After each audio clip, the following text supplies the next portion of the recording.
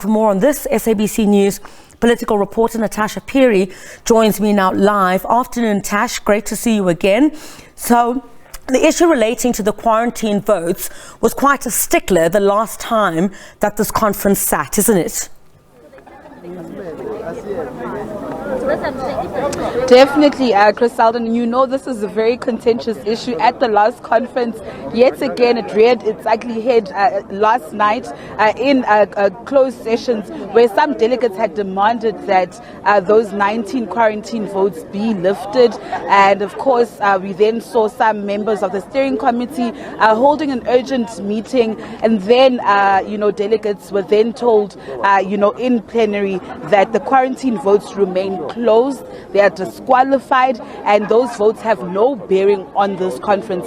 But, Criselda, when members of the PEC are announced and informed, they will then deal with the issue of Ekurhuleni. So it has no bearing on this conference, but of course the newly elected PEC that will be announced tonight will actually have to resolve this very issue. In regards to what's happening right now, delegates are actually voting for those 30 additional members, and of course these are PEC members, Criselda, the highest decision-making body between conference in the province. And of course, just right now, we're joined by the provincial chairperson of the ANC in Gauteng, Mr. Panyaza Lesufi. Mr. Lesufi, thank you so much for joining us on SABC News. It was quite a long night yesterday. You guys are voting today. What else can we expect? Well, today we are wrapping up on our policy position. Firstly, to consolidate what we want out of Gauteng province. But secondly, what are we going to deposit to the National Policy Conference that is going to take place at the end of the year?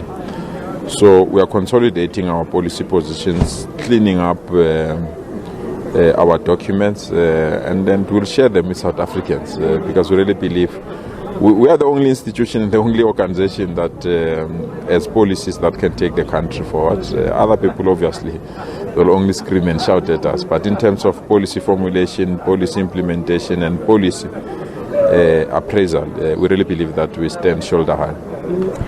Also, we saw the issue of the contentious quarantine votes. The steering committee saying that they have no bearing on this conference. But of course, once the PEC is elected, they'll have to resolve the issue of Ekurhuleni.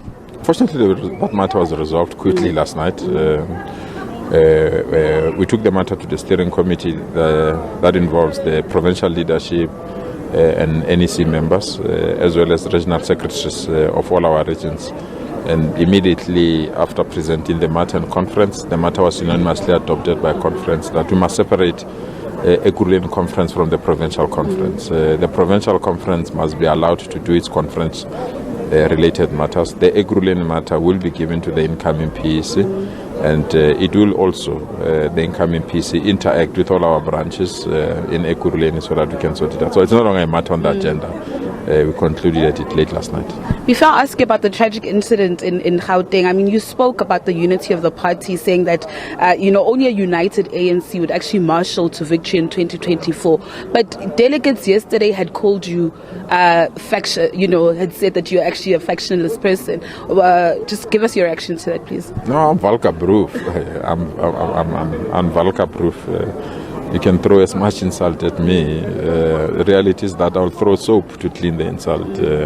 I'm not in a mood to argue if somebody thinks that I'm factional. I'm not. That's why I made a plea. If we can't be united, that's the end of all of us. It's not an end of a chairperson or an end of a member. It's the end of the ANC.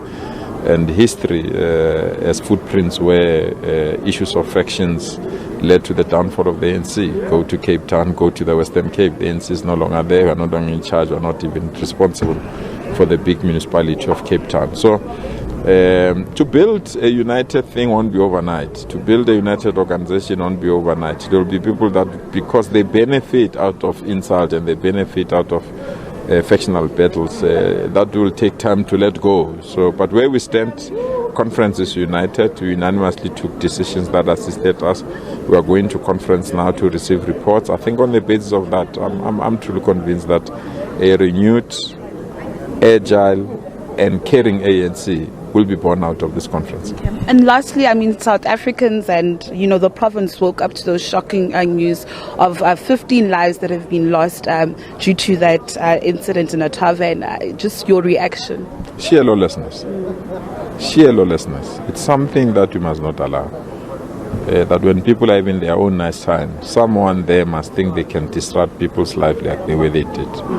It exposes us how our own communities are not properly policed. We can have people that can just vanish in a thin darkness and we can't even track them. I'm convinced the police will do their work. I'm joining the Premier to visit those that are in hospital later this afternoon. But we send our sincerest condolences to the families. They don't have to go through this pain. We also wish those that are in hospital a speedy recovery. But we call on our law enforcement agencies, expand, change tech, and ensure that we've got the resources to protect our people. And all our people deserve to be protected. There must be no section of our society that must feel safe, and another section of our society must be exposed. And I'm convinced that during conference as well, we will table a motion that will assist us to fight lawlessness in our province. We really believe that technology is the way out. We need to enhance our technological prowess to fight, and we need to expand the human capacity of the law enforcement agencies. But most importantly, we need to target things that give birth to criminal activities, drugs, alcohol abuse, and many other related matters. Hopefully, the death of 15 people will assist us to know that we are confronted by serious lawlessness, and we need the capacity, the machinery, and the power to respond to that lawlessness. And what time is that visit between with you and the Premier? Well, the Premier is going to lead that. I think the Premier's office is going to issue the details, but I will join the Premier together with the MEC for community safety. Okay. Thank you so much for your time, Mr. Lesufi. We will catch up with you later on.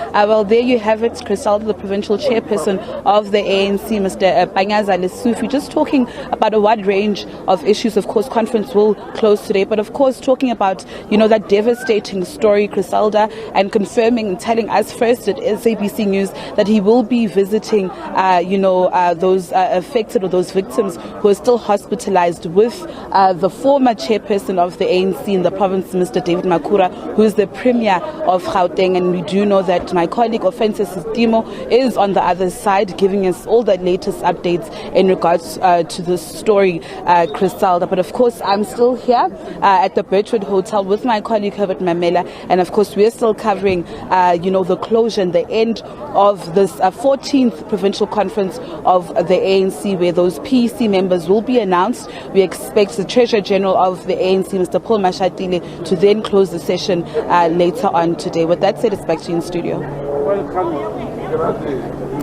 Natasha, thank you very much indeed, and also getting some comments there from Panyaza Lesufi on that tragedy, of course, in Soweto. Thank you very much indeed.